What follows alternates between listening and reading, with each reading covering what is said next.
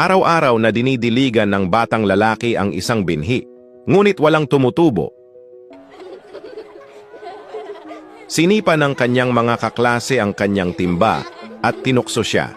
Hindi kailanman tutubo yan! Sayang lang ang oras mo! Ngunit hindi tumigil ang bata. Tahimik niyang pinuno muli ang timba at patuloy na inaalagaan ang binhi. Araw-araw siyang nanalangin. Panginoon, hindi ko pa nakikita ang bunga. Pakiusap, bigyan mo po ako ng lakas para magpatuloy.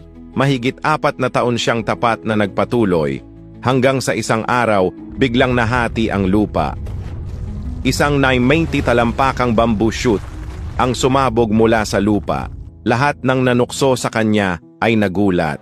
Ngunit alam ng bata, nakikita ng Diyos ang lahat ng pagsisikap, luha, panalangin at pakikibaka na hindi nakikita ng iba. Sinasabi sa Isaias na kapag dumating ang tamang panahon, gagawin ng Diyos ang lahat ng bagay. Maaaring pagdudahan ka ng iba, pagtawanan ka o tanggihan ka, pero tandaan, hindi ka nag-iisa sa iyong pagsusumikap.